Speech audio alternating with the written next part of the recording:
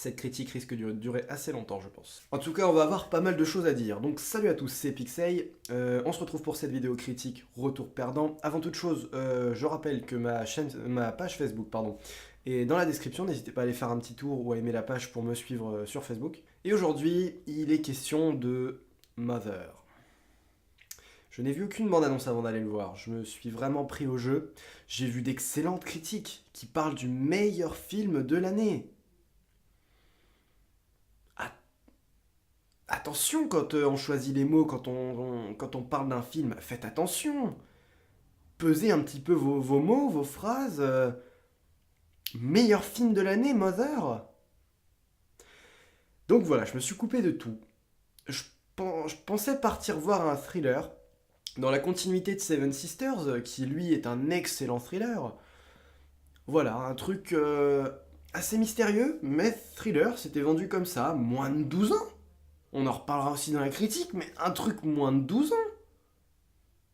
Et Seven Sisters, si lui peut se justifier d'être à moins de 12 ans pendant une bonne partie du film, dans Mother, il y a deux scènes qui justifient moins de 12 ans, il y a deux scènes de 1 minute chacune, mais le reste n'est fait pour aucun public en particulier, n'est restreint à aucun public, j'ai pas compris. Mother, alors c'est quoi? C'est l'histoire d'un couple avec une différence d'âge assez marquée, assez prononcée. Le couple est joué par Jennifer Lawrence et Javier Bardem. Il va y avoir aussi d'autres acteurs qui vont venir s'ajouter ensuite à cette maison, à cette liste du casting, voilà.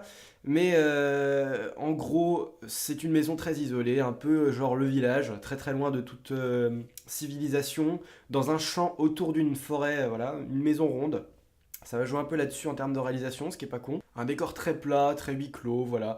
Et en gros, un jour, va arriver un inconnu dans cette maison, qui va être accueilli par Javier Bardem. Jennifer Lawrence, quant à elle, va vraiment s'en méfier, beaucoup s'en méfier. Puis va arriver une autre inconnue, etc., etc. Puis il va commencer à se passer des choses très bizarres, très étranges, puis brutales. Et Javier Bardem, qui lui sera très indifférent à tous ces événements et prendra les choses sur le tas sans vraiment réfléchir et en essayant d'aider plutôt ces inconnus plutôt que d'essayer de penser à sa situation familiale.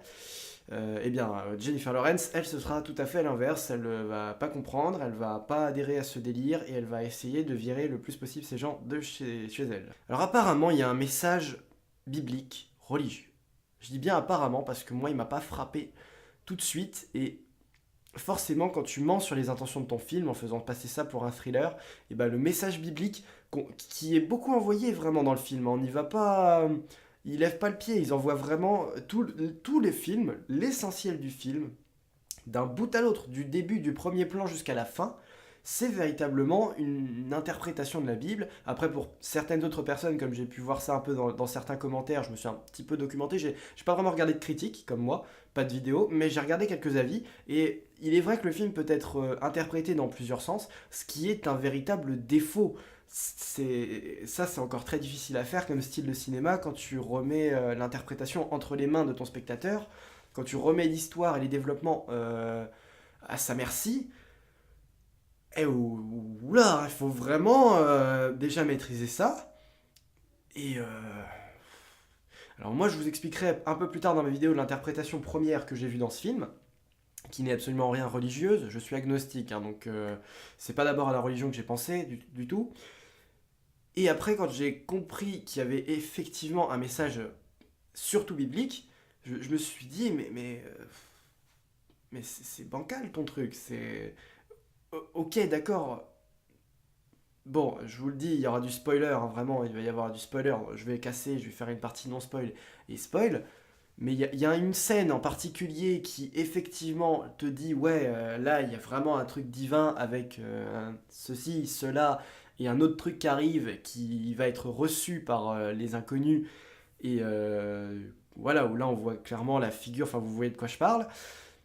Et, et tu te dis, c'est rapide, c'est interprété d'une façon vachement bizarre aussi, qui te dit, putain, mais si t'as pensé à la religion, t'as vu la religion dans un certain sens, hein, c'est pas la religion de base que tout le monde se fait dans sa tête, oui, voilà, ceci, cela, la croyance, voilà, la religion, etc. C'est vraiment interprété dans une certaine sauce parfois où ça devient assez subjectif, assez abstrait, hein. Donc j'ai quand même pris quelques notes parce qu'il y a vraiment beaucoup plus de défauts que que d'avantages que j'ai trouvé dans ce film. J'ai pas pris de plaisir, on va reparler de tout ça, mais je n'ai pris absolument aucun plaisir à regarder ce film.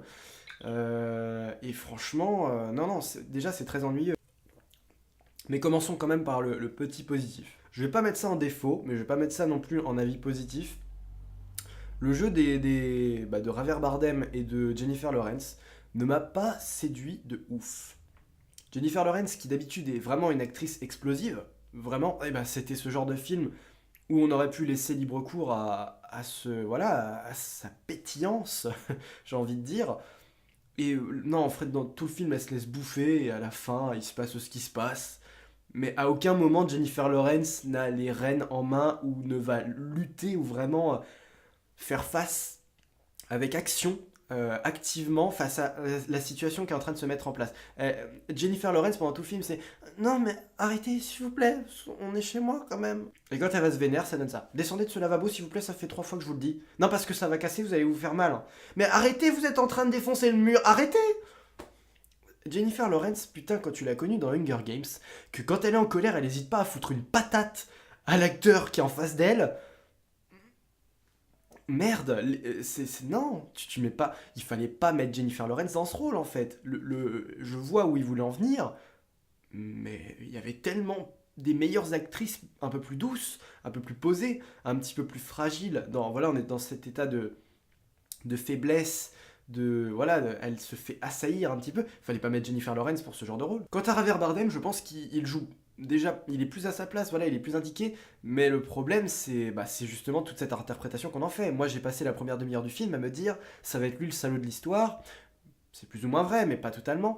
Et je pensais vraiment que ça allait limite être un tueur, limite être un assassin, un mec vraiment malsain, qui a pas toute sa tête ou quoi, et pas vraiment. C'est un mec dans son délire. C'est un mec dans son délire qui a une représentation lui aussi, qui est vraiment évidente une fois que tu as fait le rapprochement. Mais tu peux tellement faire d'autres rapprochements qu'au final, je me demande si l'interprétation, la métaphore biblique est vraiment la seule, enfin la plus. Enfin voilà, vous voyez ce que je veux dire. Je me demande vraiment si c'est la religion qui est au cœur de ce film ou si tu peux te mettre. Moi, j'ai eu mon interprétation et voilà, c'était pas du tout religieux. Je sais pas. Je sais pas. Voilà, les jeux sont tellement. Enfin, pas transparents. Ils sont tellement à la merci de tout un tas de visions, tout un tas de mimiques, Voilà, Un coup, nos personnages sont sympas, un coup, ils sont un peu bizarres, ils sont tristes, ils sont tout, ça passe par tout un tas de scènes, tout un tas de retournements, voilà, ils évoluent dans ce décor, mais tu t'arrives jamais à les cerner, donc dire que ce personnage m'a fait penser à tel ou tel personnage, à tel ou tel élément, c'est une chose parmi tant d'autres, et ça reste extrêmement vague. Le petit positif, c'est la petite mise en scène thriller, un peu horreur en début de film. J'irai voir ça, je pense que là, à mon avis, j'en aurais pour mon argent, mais là, dans ce film-là, c'est pas du tout le cas, c'est pas du tout le cas. Il y a des scènes un petit peu horreur, voilà, avec du sang, mais vraiment rien d'effrayant, hein, qui justifie absolument pas le moins de 12, hein. C'est plus les scènes brutales qui justifient le moins de 12, mais il y a des scènes avec du sang, une cave, je sais pas trop quoi, et c'est pas exploité. Là, à ce moment-là, je jubilais parce que je me disais, ouais, il va se passer un truc, c'est la maison qui est maléfique, ou c'est la maison qui, je sais pas, qui est la solution à ce problème, j'en sais rien. Et non, c'est juste que la maison en fait ressent à peu près ce que Jennifer Lawrence va ressentir. Donc si Jennifer Lawrence est pas bien, la maison saigne et se dégrade. Enfin voilà, mais ça encore, ça peut être sujet à beaucoup d'interprétations. Rien n'est clair. Et si tout le monde peut faire sa sauce du film, alors il n'y a aucune prouesse, il n'y a aucune spécificité dans ce film. Cette maison elle est ronde, donc il n'y a pas vraiment de repère, ça c'était pas con, pour vraiment perdre le spectateur et se dire que dans aucune des pièces on va se sentir à l'abri, on va se sentir... Comme la maison est ronde, en fait, il y a une espèce de hall au milieu où la caméra est très souvent posée ici et elle n'a qu'à pivoter à 360 degrés parce que chaque pièce a une porte ouverte et donc du coup à chaque fois on tourne dans la maison et ce qui nous permet de suivre parfois certains personnages en plan séquence avec des bonnes idées sonores. On sort d'une pièce et s'il y avait des gens dans cette pièce, on les entend encore parler dans le fond. Des fois ce qui se passe, on voit qu'il y a aussi de la vie derrière la caméra ou autour pour vraiment montrer que l'action ne se passe pas uniquement à l'écran, mais un petit peu tout autour, que si c'est le bordel dans une pièce, ça peut être le calme dans l'autre, ça peut être le bordel aussi dans une autre pièce. On a vraiment ce sentiment de maîtrise au niveau d'un petit décor très étroit, qui ne permet pas de faire des très larges plans, puisque la plupart du temps la caméra est limite posée sur l'épaule de Jennifer Lawrence, ou la suit, c'est vraiment son point de vue à elle, et vraiment rien d'autre. N'a pas du tout le point de vue de Javier Bardem.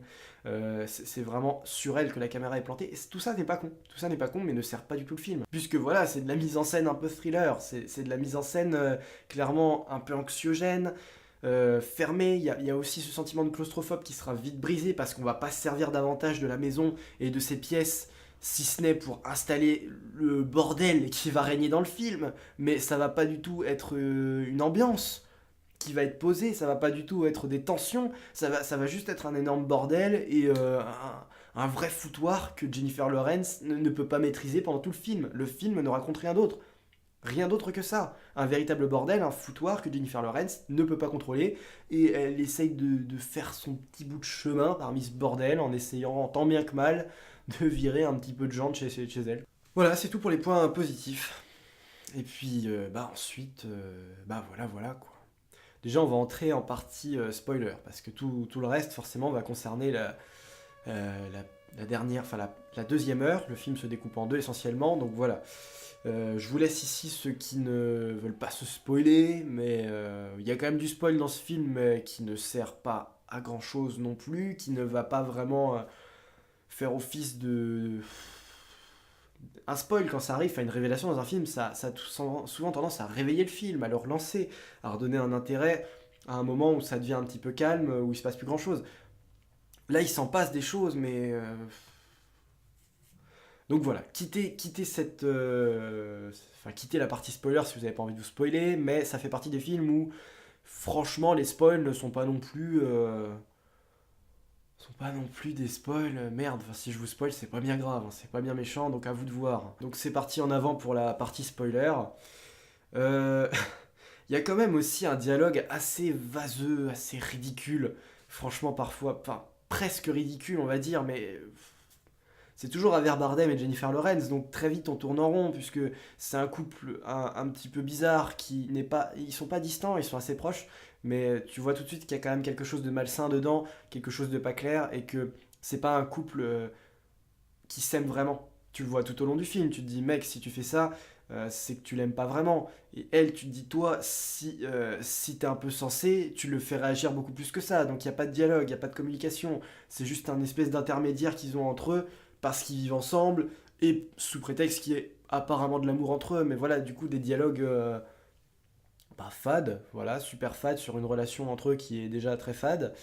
Il y a tout ce principe où lui c'est le créateur, voilà, donc le divin, le dieu, et elle c'est un petit peu ce qu'elle, comment dire, ce serait un réceptacle, ce serait une terre, ce serait la terre en fait, si j'ai bien compris. Et alors que lui il a tendance à créer de l'écrit, à faire amener les humains dans son endroit, elle construit, elle rénove. Elle essaie de mettre en place, c'est elle qui fait toute la maison, donc la maison qui est elle aussi la terre.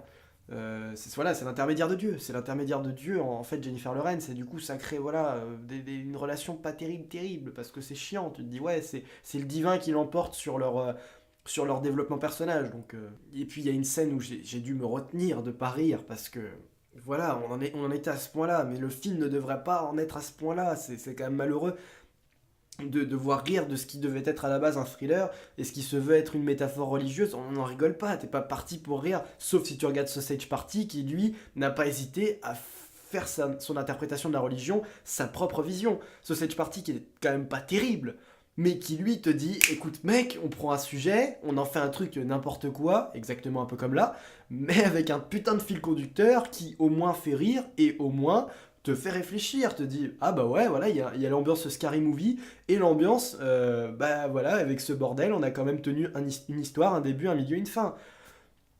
Que là il y a deux actes et les deux actes sont à peu près les mêmes, voilà c'est juste histoire de dire t'as vu mec j'ai fait la Bible, enfin ce qui y ressemble, surtout qu'à la fin ça part vachement moins dans la Bible, la toute fin, les 5 dernières minutes, 10 dernières minutes, on est presque dans du politique après, dans du sociétal, avec le monde et tout, etc. etc.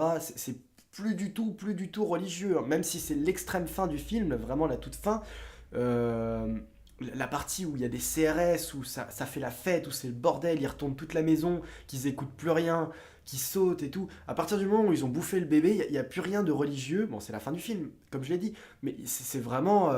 tu te dis, là, il y a un côté fantastique qui n'est pas assumé, qui n'a pas sa place dans le film.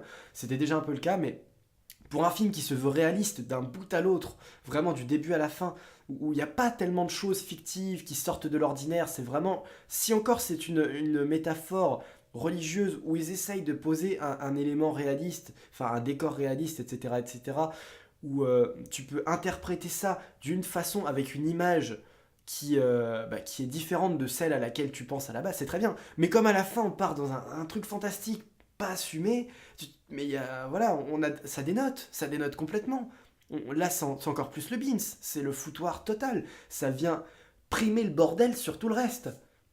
De se dire qu'à la fin, il y a des CRS, qu'il y a des putains de... Il y a des bazookas, il y a tout ça dans la maison, mais tu te dis, ok, ça veut aussi parler de la guerre des religions, peut-être aussi tout ça, mais il y a d'autres façons de le faire, ça. Il y avait d'autres façons de le faire plutôt que de dire ah bah ils sont tous rentrés, les fidèles commencent à perdre la tête et ils se font la guerre entre eux. Non, j'ai tellement pensé à d'autres idées en sortant du film pour cette idée de conclure avec les fidèles entre eux qui sont tellement fous de leur religion, qui voilà, tu pouvais faire par exemple arriver une autre vague de fidèles qui eux auraient leur autre pensée par rapport à la première vague qui est arrivée, et du coup ils se mettent sur la gueule, et voilà, ça aurait été tout simple. Ou alors faire une autre maison de l'autre côté du bois, où il y aurait un autre dieu, puisque voilà, enfin, les religions maintenant, il y a plusieurs visions de dieux, donc ça aurait été plutôt intéressant de faire ça, et les deux maisons qui viennent à s'affronter, mais là ça arrive sur le tas. Le film a 2 heures pour poser tellement de choses,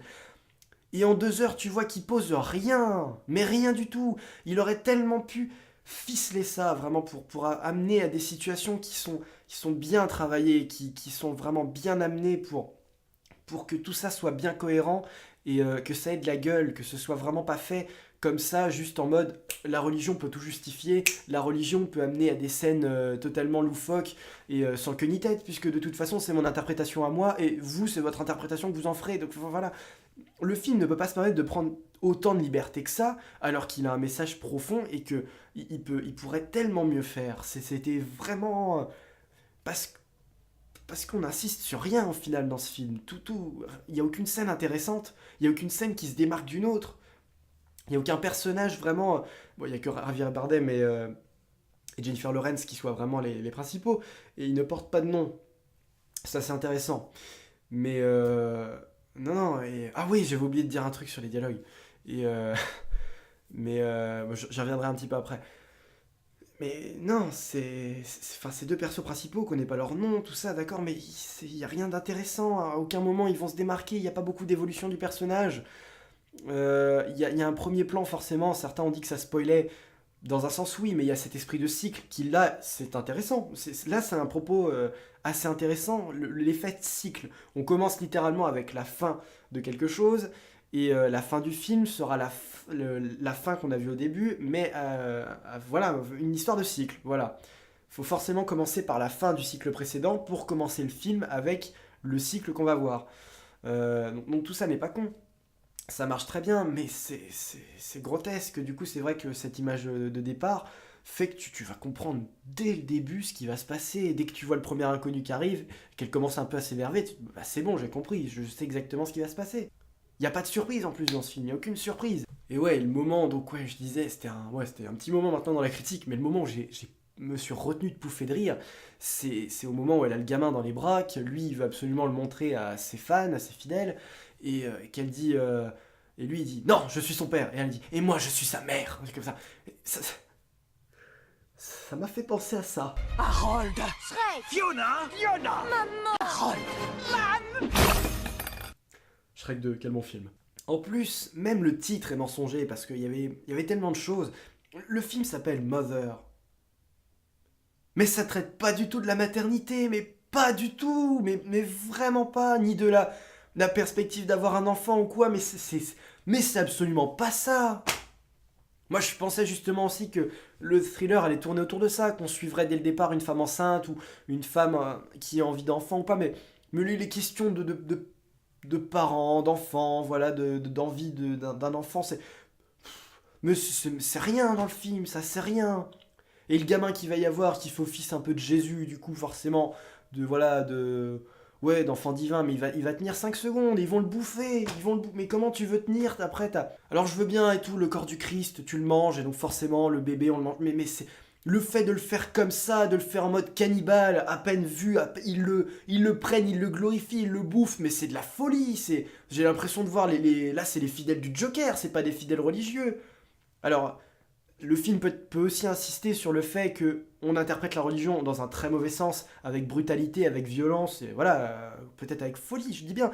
Mais encore une fois, pour calmer un peu le jeu, pour essayer d'aller un peu plus loin, c'est pas avec ce genre de scène que t'es satisfait, ou que tu vas comprendre, que tu vas essayer de tracer un chemin dans ta tête, c'est pas comme ça, je sais pas.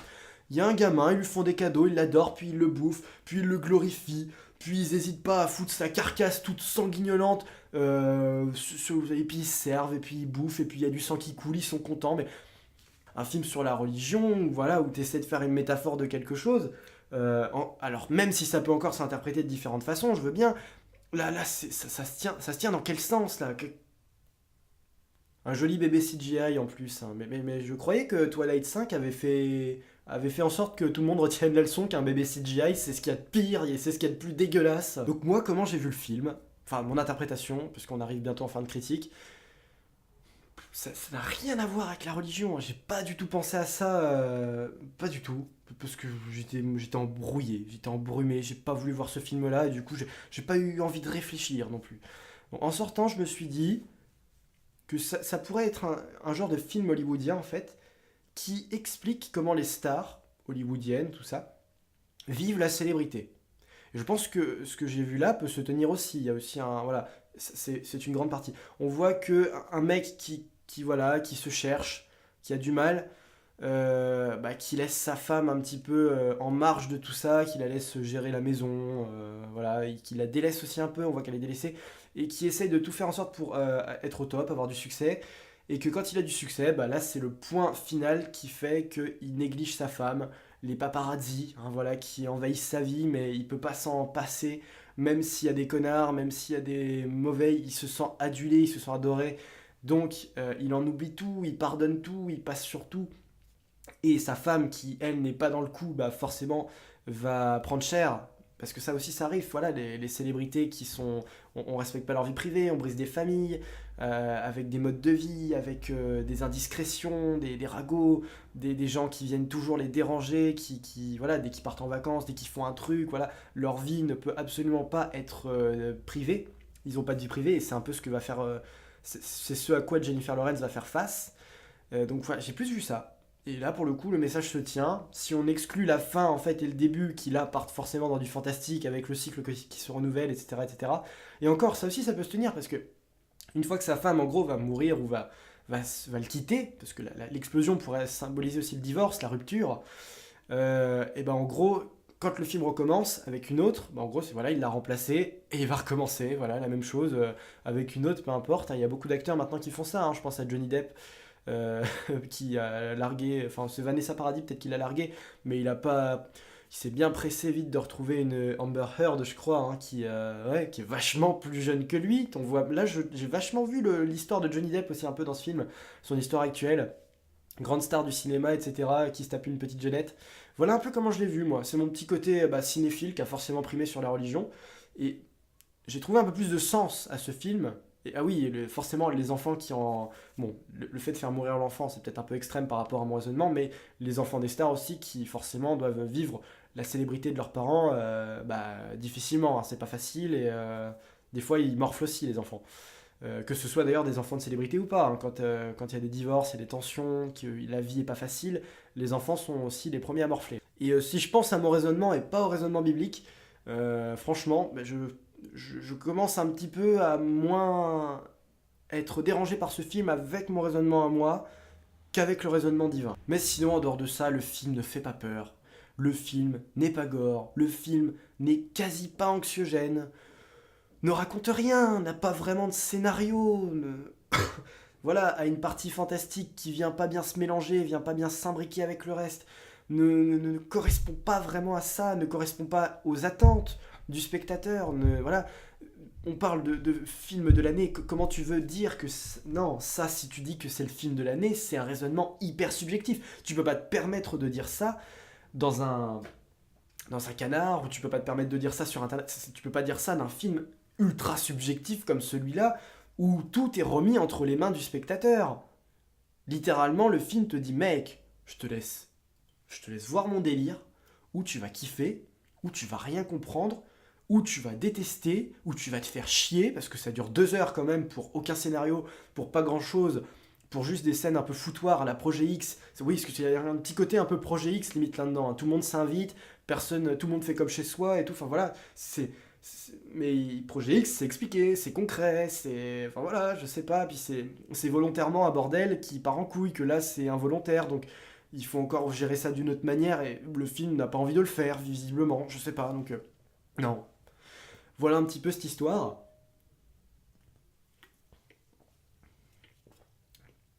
Et c'est dommage, parce qu'il y avait peut-être certaines bonnes idées, il y avait quelques... Voilà, franchement, j'y suis allé avec tous les espoirs du monde, j'étais plein de bonne foi. J'avais aucune attente particulière sur le film, étant donné que je m'étais vraiment pas renseigné à son sujet, que j'avais pas vu de bande-annonce. Bon, des fois, vous savez que je veux pas voir de bande-annonce aussi, même sur des films que j'attends beaucoup. Mais là, c'est vraiment l'effet autour de moi, voilà, quelques amis qui ont bien aimé, j'ai rien compris à leur raisonnement. Bon, après, je peux comprendre, je suis toujours en désaccord avec certains de mes amis sur le cinéma, donc ça ne changera pas. Tant mieux s'ils ont aimé, voilà, mais c'est vraiment particulier, c'est pas le genre de film que je peux recommander à quelqu'un, non. Je sais pas s'il faut absolument le déconseiller, moi je vais vous le dire, comme à chaque fin de critique, quand c'est mauvais, je vais vous déconseiller d'aller voir le film, mais objectivement, subjectivement je vous dis non, objectivement je vous dis démerdez-vous totalement. Comme ça vous chante, faites comme ça vous chante, et il est inutile de vraiment débattre autour du film, tant c'est le foutoir total. Objectivement, il n'y a rien à dire. Subjectivement, c'est la débâcle. Voilà. Voilà pour Mother. Merci à vous d'avoir suivi cette critique de Mother. On se retrouve bientôt pour ça. Que je vais aller voir. Oui, je vais y aller. Vous savez que je suis pas très film d'horreur, mais allez, ça, franchement, il faut. C'est ce genre de film qu'il faut pas louper au cinéma. Donc, Le Sens de la Fête aussi. Et puis très bientôt, une vidéo de Bienvenue à bord au parc Astérix pour Halloween. Suivra ensuite une vidéo de Bienvenue à bord à Disney, peut-être pour Halloween, ou sinon ce sera en début de période de Noël, suivant le moment où je vais y aller. Voilà pour les prochaines vidéos, donc on se retrouve bientôt pour la critique de ça, ou du Sens de la Fête, suivant lequel je vais voir en premier. Et forcément pour Mother, à vous de voir, c'est hyper compliqué. Quant à moi, je vous déconseille d'aller voir Mother. Salut à tous.